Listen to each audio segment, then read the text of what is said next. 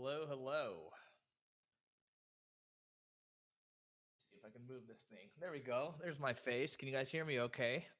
We're going to wait 2 minutes. Well, I'm treating it like it's a webinar. Let me just make sure all the settings are working. Can you guys hear me okay? If you guys can hear me, type something into the chat. Say hello, where you're coming from right now. This is the first time we actually scheduled it. And we're doing it from my home over here. And let me just that the settings are all good. Can you guys hear me? Work.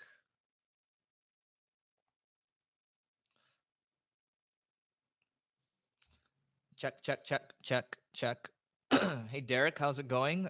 Uh, Perfect. You can hear me. And then we have Keisha, Dishka. I can't even pronounce it. Tell me how you pronounce it. Rosh, hello. How's it going? We can actually get started now because it's not like it's a webinar. So today I'm going to talk a little closer to my mic.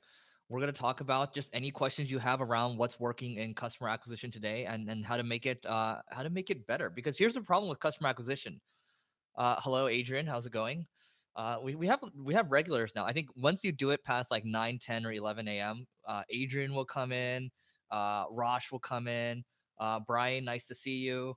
And so anyway, going back to customer acquisition, I think we'll jump around here. This is meant to be more of a Q&A. And if you guys actually like this, I'm probably going to do more of these. We're just going to see how the engagement is going. But overall, like the problem with customer acquisition is that there's too much new things coming out all the time. It's like you got to try this thing, you got to try this thing. There's this chatbot thing you have to try, and then there's like this direct messaging bot you have to do, and then it's just like it gets overwhelming, right? And so you know what Neil and I have talked about on the Marketing School podcast is just to really figure out what you're good at, what's actually performing, and what you can double down on. So I'll give you an example. In terms of customer acquisition, I'm not just thinking about marketing, I'm also thinking about sales too, right? So if I look at the time we spent going to conferences in the last 2, 3 years or so, I did an ROI analysis and our return on investment was about 20x. Okay. So it's like, okay, if that's working, why not do more of it? So if you find something that's working, if you find something that's growing, why not do more of it, right? Damien, hello. Nice to see you. And you're welcome for the email reminder. I think, maybe I might do these once a week. So let me know if you guys want to see these once a week. Um, so look, focusing in on one area and you find that it's working, that's great. So I'll tell you another thing that's worked really well for me. Just to start things off, we're in our first 2 minutes. It's barely 11 right now. The hello first metric, we got a return on investment in the last 3 years on doing dinners. The return on investment is about 21x. Okay. So that to me, it's like, okay, if anything's positive ROI wise, and it seems like it's a good investment of my time, and I know I'm also building relationships, I'm probably going to do it. Right. And you're probably thinking, Eric, like, that's not very sexy because you're talking about offline things. Well, sure, I'm talking about offline things, but offline gets you business, it gets you relationships, and it allows you to do things like collaborations with people that have large audiences to go online again, right? So offline and online, I wouldn't even try to separate them. I think it's trying to figure out, how can you get the two to play nice with each other? Okay. Um, so correct, Rosh. Both things are meeting people in person. Mamacita Free. Mamacita Free. You're welcome for the invite. Christian, hello. Nice to see you. I really like these lives. People are so engaging. People are so nice. I'm just waiting for the audience to grow bigger so that I can have some haters coming in too, saying like, Eric, you got fat. Eric, this, that. Like, I love it all because people are engaging. Doesn't matter to me. Well, what matters is like you people are actually getting value. Okay. So the other thing I'm saying is this: like, uh, our team, we are putting a lot more effort into not just going live, but it's actually engaging with people, right? So if you guys follow me on LinkedIn, you'll see that I actually comment and my team actually helps comment too. And that actually gets us a lot more views, right? So what was happening before with LinkedIn organic reach is still very strong. We would post something like the marketing school. And by the way, guys, ask whatever questions you have. Like, what about this? What about this? This is meant to be a Q&A. I'm just starting things off right now. Tell me where you're coming from too. But with LinkedIn, we were auto publishing marketing school episodes every single day. And we were only getting like maybe 100 to 500 views or so. Okay. So it's not that great because I have about give or take 10,000 or 11,000 people on my LinkedIn. Now, what started happening was when I would make like short 5-minute videos and I'd ask people a question and be like, hey, like, how are you guys optimizing your sleep? Here are a couple things that I do, right? And then a bunch of people would start leaving comments who would tag people. And then what would happen is one organic post would get 4,000 or 5,000 views on it. And we still have posts that are that I put up a couple weeks ago that are doing pretty well still, a couple thousand views on it. So instead of going from, 100 to 500 views, you're going up to about a couple thousand. I saw someone else, I showed my team the other day, they took something from a football game and, lo and behold, it gets 150,000 views, right? And I think the views are valuable because, you know, people need more than just 7 interactions nowadays. I did the live I did yesterday. I was like, look, the rule of 7 might need to be like the rule of 14 now, just because people are so busy, right? So take that into account. Even with these, the live I'm doing right now, I'm actually looking at the comments right now. I think some of my team are in here. Like we're figuring out how we can engage with you better and do a better job. Thank you, Dustin. My feet, Michael, my feet definitely smell. This is why I only go barefoot when I'm at home. I wish I could show you my feet right now, but see, I'm not even flexible, so I can't stretch. um, so Brian says, how many lead avenues do you guys do at once? I'm thinking of Facebook ads, LinkedIn, podcast, and a blog. Is that too much at once? So, I'll give you the boring answer. The predictable answer is you want to focus first on what's working, and then like it also depends on what stage your business is at, right? So if I were starting out Single Grain, my marketing agency, and by the way, guys, if you want to, talk to the marketing agency, if you want to, learn more about product, services, whatever, you can go to singlegrain.com/live. And you can, feel free. My team can talk to you, and then you just figure out where to point you to, whether it's to somebody else or whatever. But when I was starting out at Single Grain,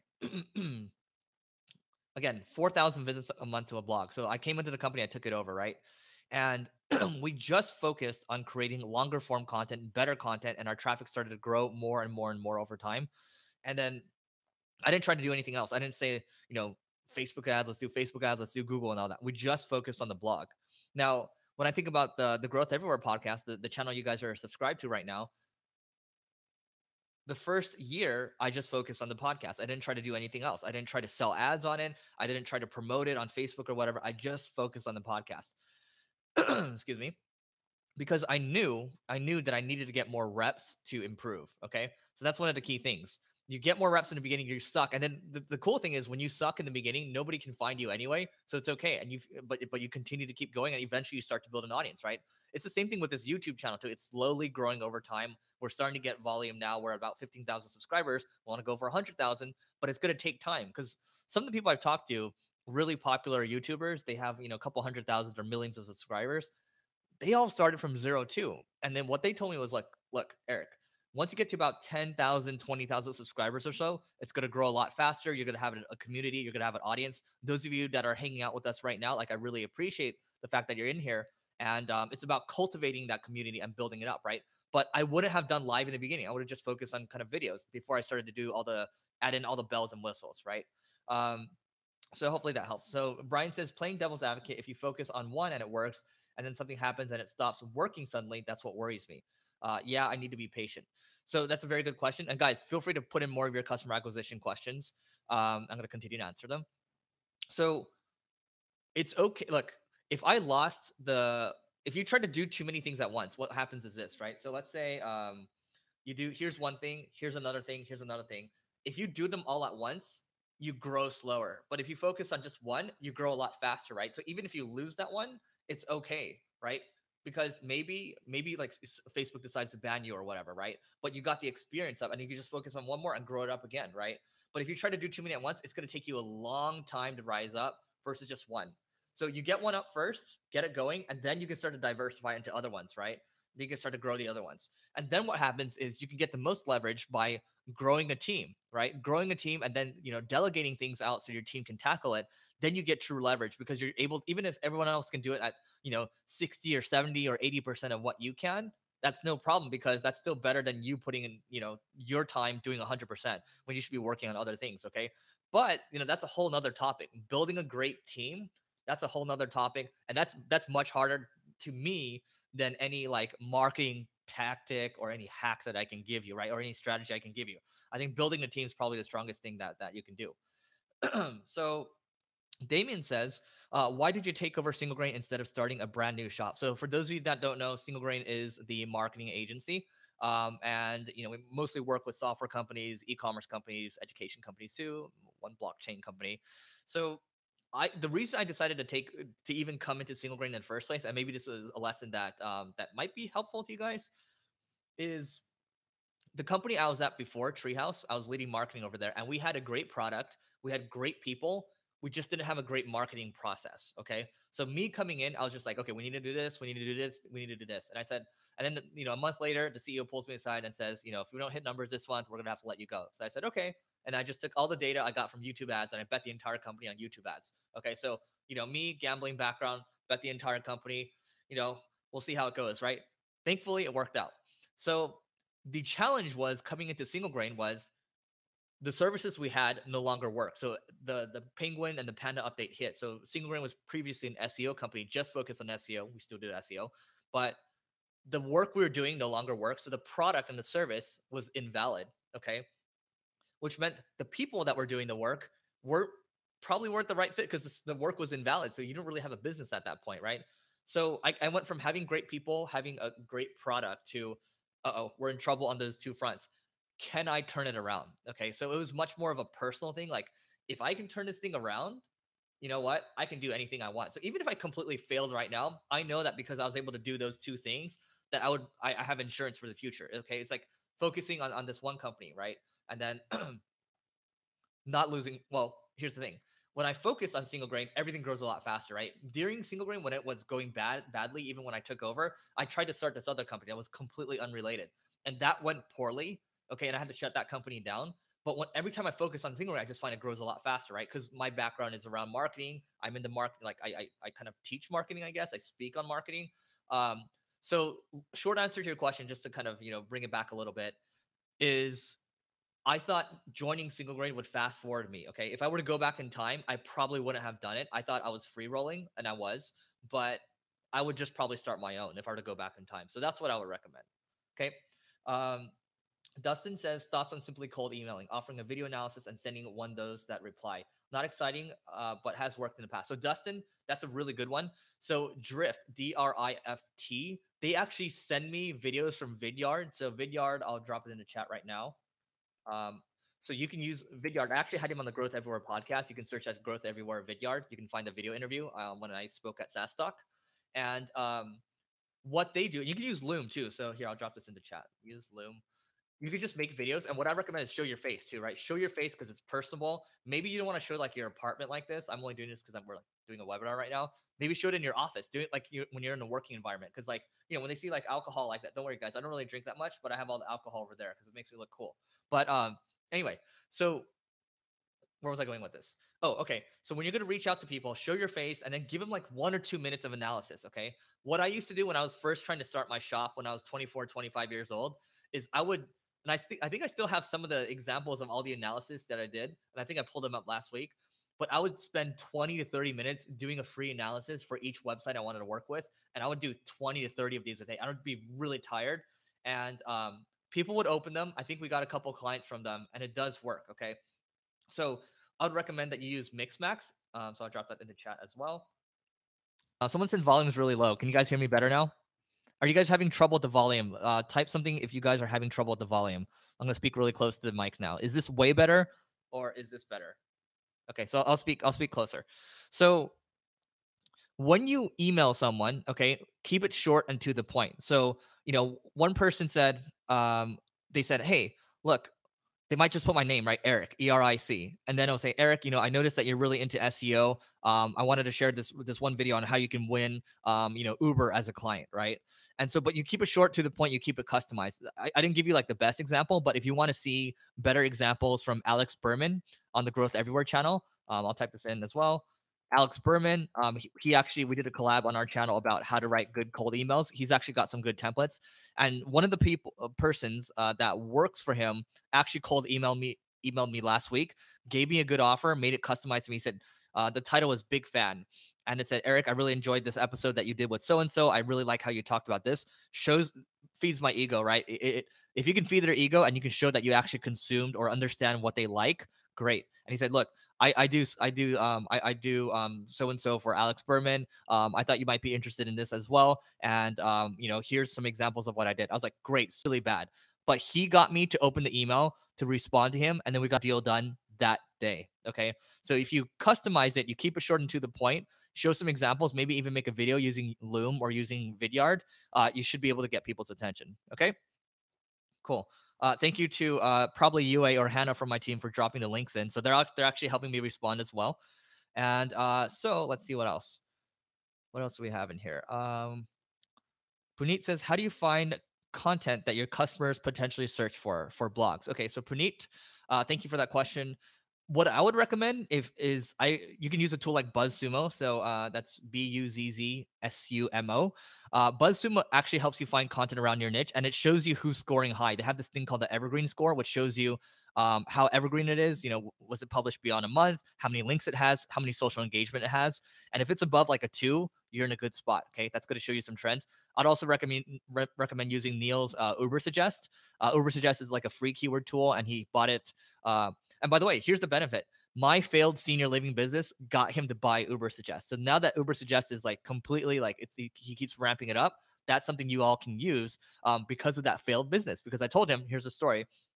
I said, hey, Neil, I bought the senior living website for like $10,000. Okay. And all of a sudden I have the rankings for it. So here's a little SEO lesson. We got the rankings basically kind of transferred over. And he's like, oh, that's interesting. So a week later, we're recording the marketing school podcast.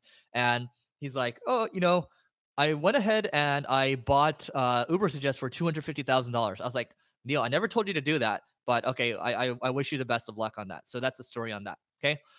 Those are just a couple of examples, and I would also recommend looking at your Google Search Console, seeing how you're doing there. Okay. Um, Nexus Growth Coaching says, Brian, that's why it's important to layer in other funnels once you get the first one running effectively. Totally agree with that. And by the way, guys, I recommend reading .com Secrets from Russell Brunson. That's a really good book on how to get you kind of, introduced to funnels. But I would say don't try to do too many funnels. Just make a simple funnel in the beginning. A funnel could be, hey, welcome to our email list. Here's what we're all about. Here's what we do. Da da da. And then send them value, right? In our general nurture sequence, we send them like evergreen episodes of Growth Everywhere interviews because they never expire. All the stories I do with people, they never expire. By the way, if you guys want to see me do more of these, let me know in the chat. Like, just type in like live into the chat. Then my team can take a look and be like, maybe we should invest more time into these lives. And if you guys actually enjoy them, because I'm actually enjoying this right now, and the engagement seems to be much better than any webinar I've done so far. So I like that. So Oh, next is growth coaching. Okay, I didn't see the next line. So Hannah from the single grain team, she says, hey Eric, do you ever get nervous before meeting a high profile client? If so, how do you deal with that? Yeah, I think this applies for any kind of. It could be like a high profile client. It could be like someone that's very influential. It could be like a date, right? A date, and you're always nervous. And I'm still nervous. Like even before I go on stage, I'm nervous. But you get over it when you realize that you're trying to help them solve a problem for the most part. Not on a date though, because the date is really like you're trying to solve each other's problems, so it's a little nerve wracking. When you take the attention off of you, it becomes way easier, right? Like even in this live right now, I'm like, okay, how can I continue to provide more value, right? How can I solve people's problems? It becomes much easier like that, and I do less uhs and ums when I don't have to think that much. When I feel like I'm just giving value, giving value, giving value. Okay, so hopefully that helps. How do I deal with that? Nerve never goes away, at least for me. For some people, who doesn't get nervous? For those of you that watch American football, so Bill Belichick, he coaches the New England Patriots, and they've been to the championship game 9 times out of 18 years. Okay, so that's 50% of the time they make it to the championship game. So in any kind of sports, whether it's soccer, whether it is basketball, whatever, when you make the championship game 50% of the time that you're coaching, it's a pretty good number. Okay, and so for him, he says, look. I still get nervous. I still get nervous for the conference championship games. There's a lot on the line. There's a lot of people that you have to please, and there's a lot of nerves, which is why you see a lot of people when they play a championship game in the first like opening minutes or first quarter. So there's a lot of nerves, and they just suck in the beginning. Okay, so what else do we have? Tiago says this is really helpful. You're doing such a great job. Thank you, Tiago. And then First Metric says, how do you find good folks that can take long form content and convert it into multiple pieces of other types of content that can be promoted? That's a really good. That is a really really good question.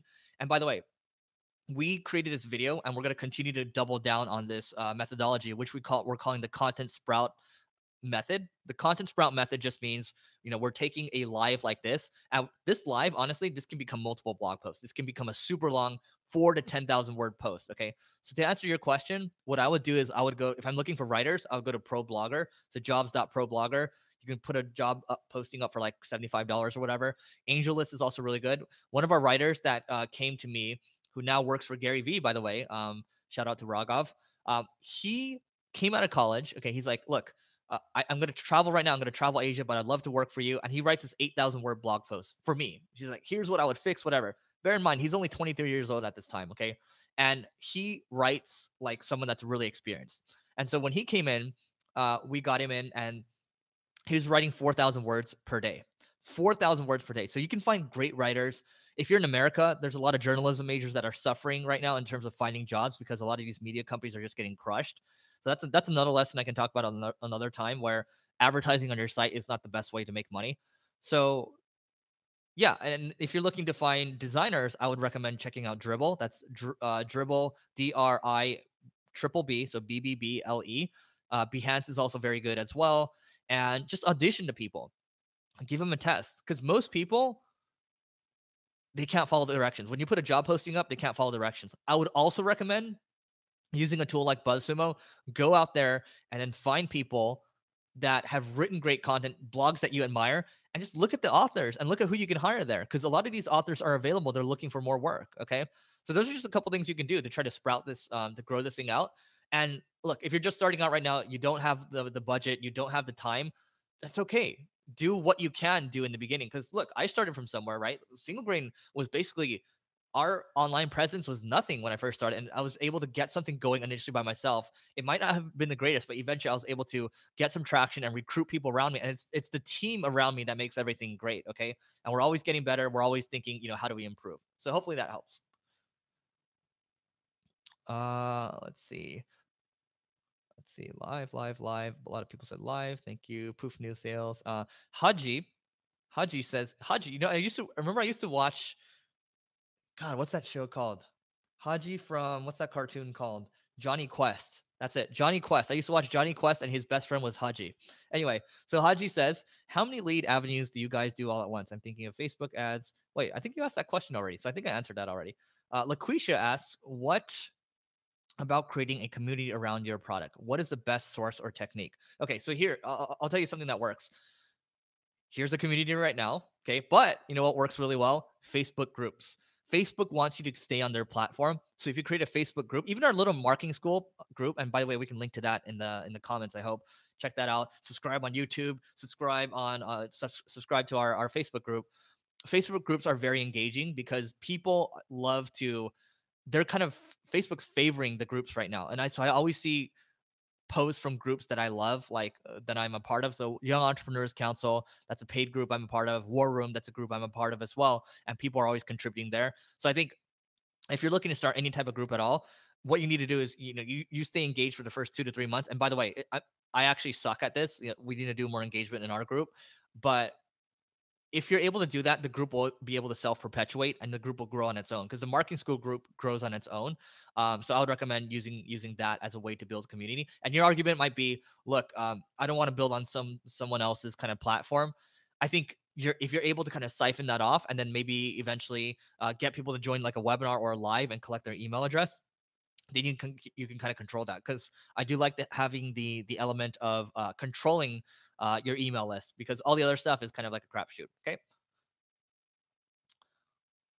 Uh, Poof New Sales says, even though he won't play me heads up in poker for a backlink from Single Grain if I win. I don't remember you asking me for that, Poof New Sales. But I would like to know what you're offering from your side. You can feel free to message me on Instagram or whatever if you'd like to play heads up. Let me know what you're putting up, and we'll see what we can do. All right. So Rachel asked, for the Marketing School podcast listeners, do you have a list of top 20 tools for marketers? I'll tell you what, Rachel. So we do a lot of these episodes in the Marketing School podcast. So those of you that don't know the Marketing School podcast, we're on track for about 1.2 million downloads in a 30-day period. So which means the event is actually going to happen in downtown LA. Okay. So we'll update you on that. I'm actually going to see Neil tomorrow. We're recording podcasts. But going back to Rachel's question, she says, List of top 20 tools for marketers. Okay, so we do a lot of these top 7 tools for this, top 7 tools for this, top 7 tools for this. Okay, so you can see a lot of them. If you just go to marketingschool.io, you should be able to search all of them.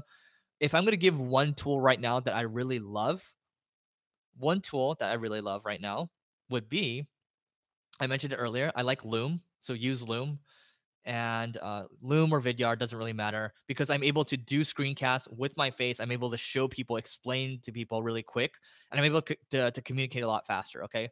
I would also say Gong is a great sales and marketing tool because I can learn what my people are saying and what my customers' objections are. So then I can figure out how I want to message to people. I'll give you a third bonus too. A third bonus is, here's a marketing tool that's free for all of you. If you're looking to figure out your messaging for people, especially if you're selling consumer products, why don't you just go to Amazon, look at all the reviews, look at all the 3-star reviews of like a book, or it could be a 3-star. Look, if I'm looking at, let's say I know for a fact people have written sales books. Okay. Why don't I just go look for the sales books on Amazon and say, hey, you know what are these people saying that are critical about these books? Okay, because these books, it means the books haven't solved that problem. Okay, it's like, well, this book could have talked a little bit more about prospecting. This book could have talked a little more about this. I really would have appreciated learning about account based marketing, right? So that just tells me, okay, maybe I should write about account-based marketing. I should include this in my book. Okay. That gives me competitive research. Or let's say I'm selling, I don't know, AirPod cases or whatever. Okay. What's bad about this case? Okay. What can I can also use this for product development too. They don't like this about this case. Oh, I totally wouldn't have thought about that. Right. That is going to allow you to move a lot faster, and it's free information, and it's valid information because people are actually taking the time out of their day to write a damn Amazon interview. Like, I don't know about you. I think the only time I ever write Amazon reviews are only when my friends ask me to help them with a book. Okay, that's the only time. So you have to have a lot of incentive, at least for me, to write an Amazon review. It's like the pain has to be enough for them to write that. Okay, so who do we have next? Rachel, Damien. Damien says, I lost so much time with setting up complicated funnels. Usually the simpler the better. Eric, do you have a specific strategy to test your entire funnel? Yes, my strategy is create your funnel, general funnel, okay? Drive, spend maybe $100 or $200 worth of traffic to hit that funnel, see how it performs, okay? See how the email deliverability is. We're having some trouble with our email deliverability, by the way. If you guys have any thoughts on that, or you guys know a specialist, we're actually looking for one right now to get that up, okay?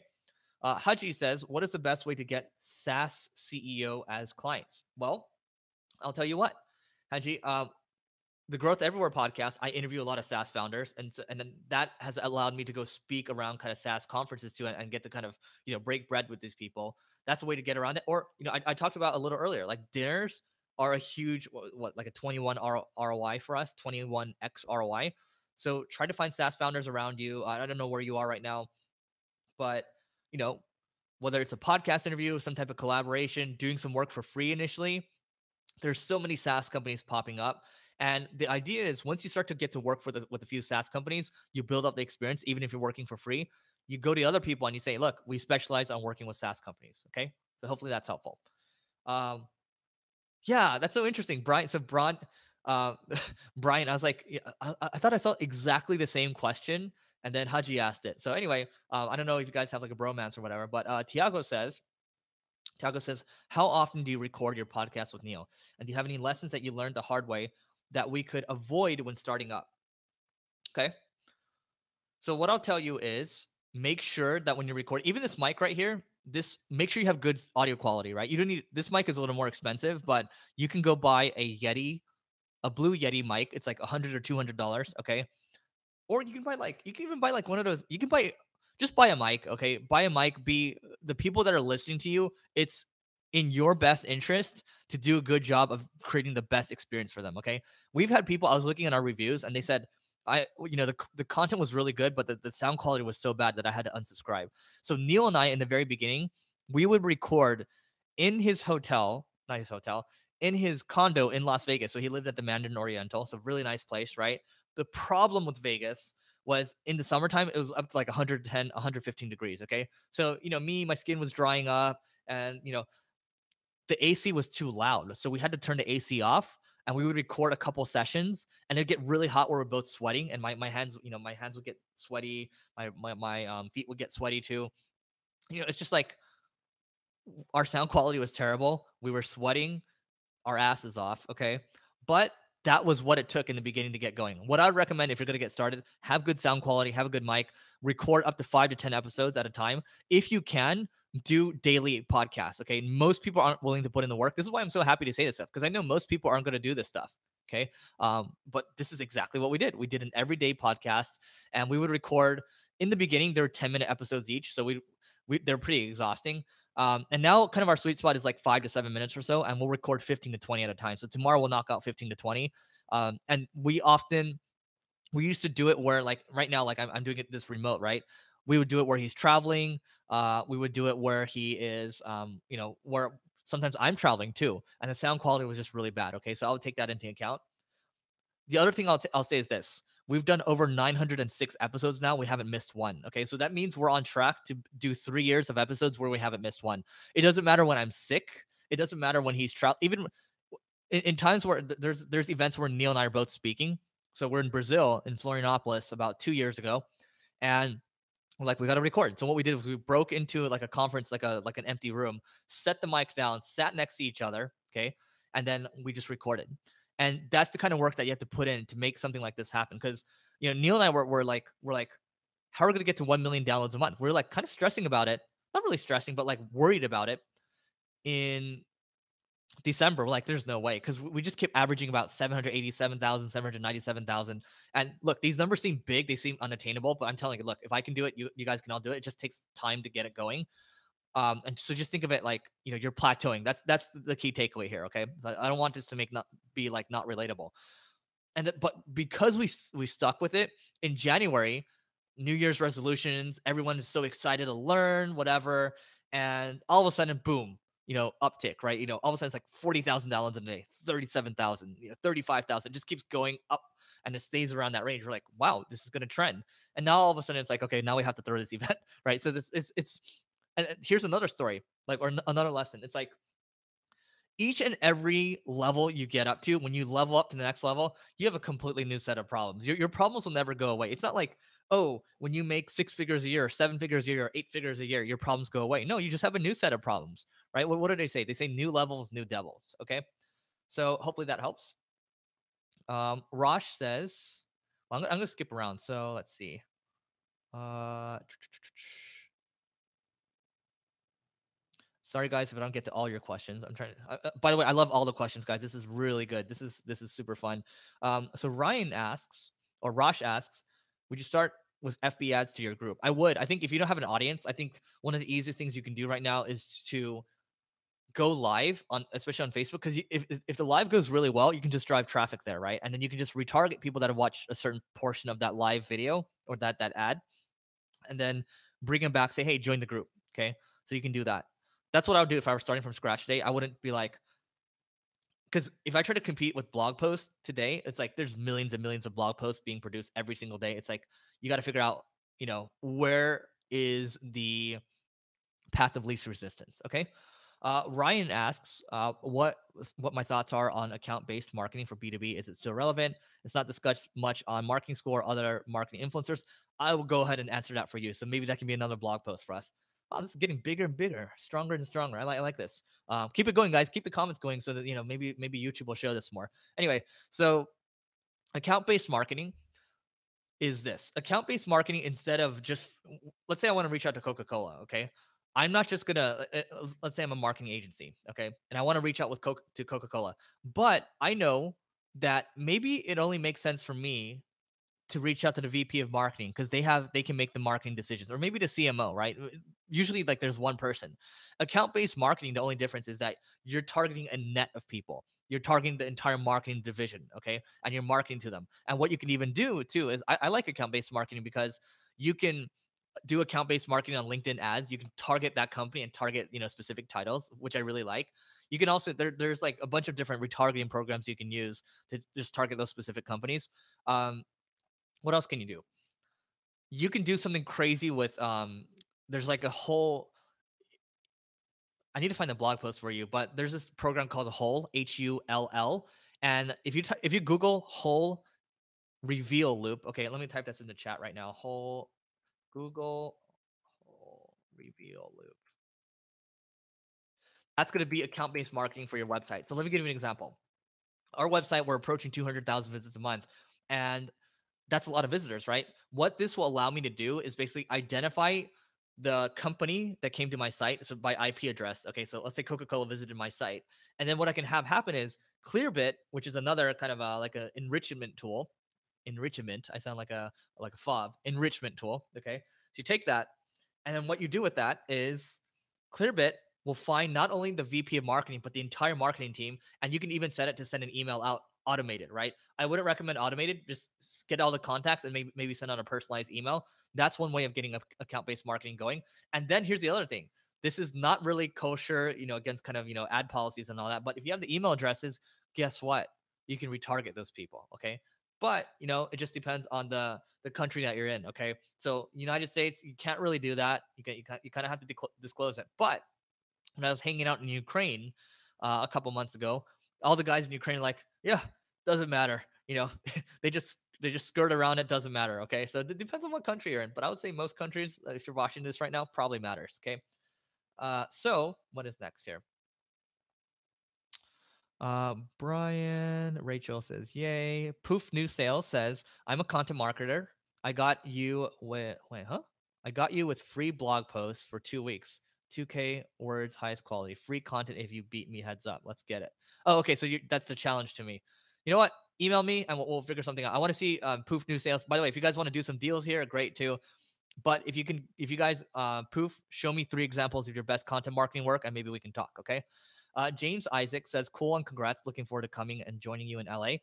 James will let you know in the marketing school kind of the upcoming episodes, how we're going to do this moving forward. Haji says, what's the best way to drive traffic to a services-based funnel? Is FB ads still the best way? And what's a realistic budget? I don't think there's any best way, quote unquote, for this. I think it just depends on where your people are hanging out. And by the way, you might be paying a lot more money to get people into your webinar from LinkedIn. You might be paying like $10, $20, $30 or whatever. But if they convert at a much higher rate, the numbers still pan out at the end. So don't just think about your friends. Would you be able to speak a little on the sales pitch question earlier? How would you start your sales pitch? Did you talk rankings, conversions? What are great qualifying questions? So if I'm doing a sales pitch, if someone's talking to me, so here's a little difference for us. Like I'm gonna reframe this because all our leads are inbound. Okay, so if I were reaching out to someone through email, I want to make sure. Okay, here's an example. Someone got really bad press. Okay, there was a very popular venture capitalist, got some really bad press about maybe they were maybe there's like some infidelity going on. Okay, so basically this person might have been cheating on someone else. Okay, now what happened was someone I knew reached out to this person and said, hey, negative press. Okay, that was the headline. So it might say negative press and it might say, hey, look, hey, so and so, look, I saw the press that you got recently. How would you feel if we're able to get rid of this completely? Would you be interested? If you keep it short and to the point like that, that's like an extreme example, but that person's interested in that. That person's going to become interested. And then what you're trying to do is you're trying to get in any kind of sales thing, like you're trying to get the conversation. That's what you're trying to do. So, I can float like something that's interesting to them. I can also, you know, create a new tool that again is interesting to them, and that's going to get a conversation going. Okay, this is why people pay so much money for boosts. This is why we're spending so much money on boosts this year, because we know that we get conversations going. There's a good likelihood that people are going to work with us. Okay, whether it's through our software, our education stuff, or the agency. And by the way, if you want to talk to my team about getting the right products or services recommended to you, just go to singlegrain.com/live and you can apply for a call, and then my team can figure out the best way to help you. Okay. So first metric says, as a follow-up, if you get folks to create multiple pieces of content, do you give them byline credit, for example? Yes, absolutely. I give them byline credit. I used to not give them byline credit, but I figure if these people are working hard, I want them to be able to kind of grow their own thing too. So I want to be able to give them the byline credit. Okay. And I think that's fine because you're building goodwill, and it's not like you're trying to take all the credit for yourself. And plus, here's the other thing: if you're taking all the credit for yourself, like every single post I had said Eric Sue on it, like that doesn't seem realistic first and foremost, and it also makes your company look smaller. Okay, so if you're trying to work with really big clients, take that into account too. You gotta think about your image. Okay, scrolling down a little bit.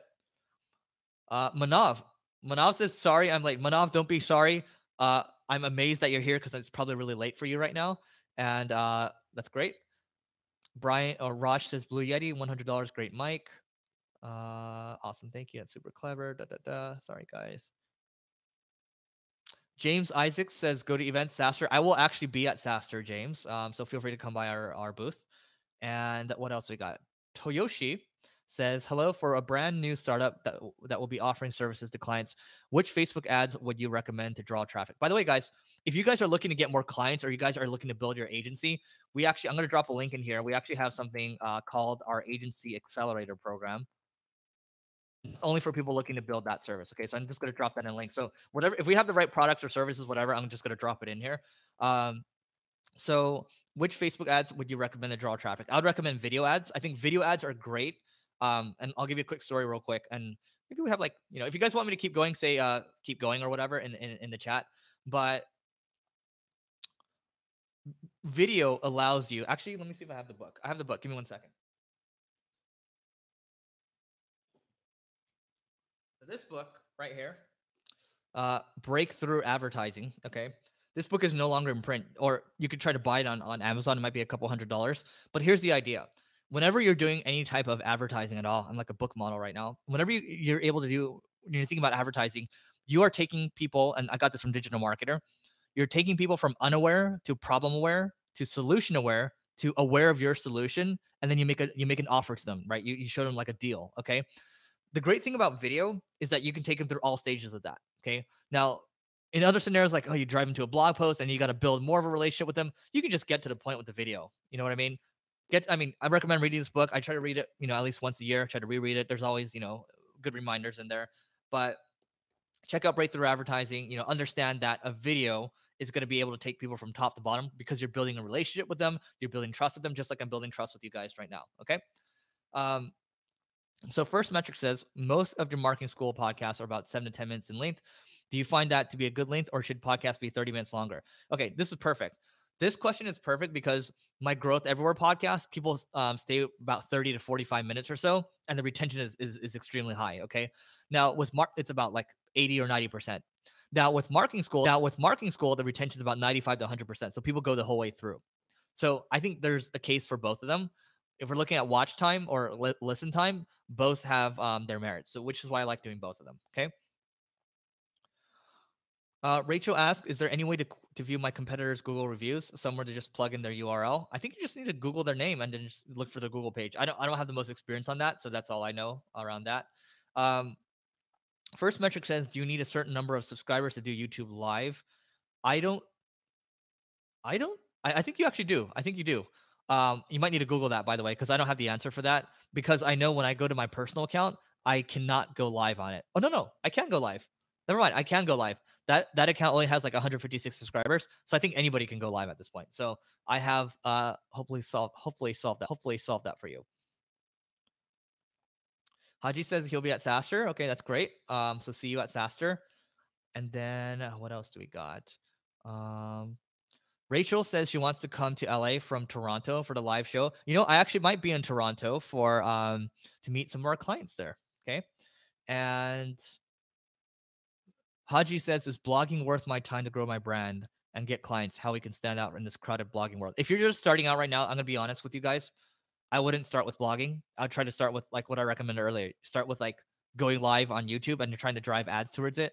And because you can drive ads and build an audience that way, right? And then get people on your email list. Okay. Poof New Sales says, I know you used to work at Treehouse. If you're involved in an education company right now, how would you get new students? Okay, that's actually what we have right now. We have an education company focused on training people on marketing. And look at, and I recommend again, look, if you're looking to build an audience, like look at what I'm teaching right now. There's no way I haven't built some goodwill with some people in here that they aren't willing to at least, if they're at the right frame of mind and they want more marketing education, they can go ahead and do that, right? So we're building that out right now. And those of you that want to see, Neil and I do some marketing education right now where we're basically going to have quizzes, certifications, team training, and it's basically curating all the content we've created. Plus, we're going to create some new content. Let us know that you liked, just type training into the chat, and I just want to see the engagement on that in here. So that'll give us a little more kind of ammo to move forward on it. Thank you, LaQuisha. And Puneet says, any tips on getting freelance writing jobs? So that one, Puneet, I answered a little earlier. I'll just check out AngelList, or I would check out ProBlogger. Those are really good job boards, and you can find people there. Anil says we charge minimum $1,000 per customer. Is there any marketing agencies that you can hire low budget? There's a company called Boostability. They do lower budget marketing. And what I would recommend, honestly, if you're doing lower budget, is just to figure it out yourself, or maybe hiring an intern, and that you're probably gonna get more bang for your buck that way. But Boostability does great work too. Okay, and thank you all for saying keep going. And let's see what else. I'm gonna start wrapping this up. Any other questions you guys might have? I'm gonna stay for maybe another couple minutes, and then I'm going to go off because I have another podcast interview, and I haven't had a drink of water for 43 minutes. Um, so let's see. Manav, breakthrough advertising. Ryan Mason says, "What would you say the best way for new agency is to gain clients? Cold emails, cold calls, or networking events?" Ryan, honestly, I think in the beginning, because you have more time in the beginning, you should do all of it, right? So cold emails, I'm talking from a sales perspective because you aren't sure what's going to work for you, and I don't know what niche you're in. Because if you're marketing to like hospitals, you might market a different way, right? So I don't know what works for you necessarily. So you might need to try a little bit of each, right? Because for me, we mostly focus on working with software companies and e-commerce companies. We kind of know who to reach out to and who to hit. And it just so happens that a lot of people listen to podcasts and a lot of people consume content, and a lot of people are at the events that I speak at. Okay, so it depends kind of answer. Okay. Haji says, I plan on joining your course. See you at SaaStr. So yeah, look, if you guys have any questions on the offerings that we have, whether it's products like education or like services, again, singlegrain.com/live for a call, or you can go to singlegrain.com/join agency accelerator for the agency stuff. Okay. Um, First metric, that question is very wide, so I don't know if I can answer that. But the question is, what is the ideal size company to work with single grain? Oh, you mean with us? So for us, we're looking for companies that are doing at least 5 million in revenue, probably ideally 10 million in revenue, or they've raised at least $10 million. Okay.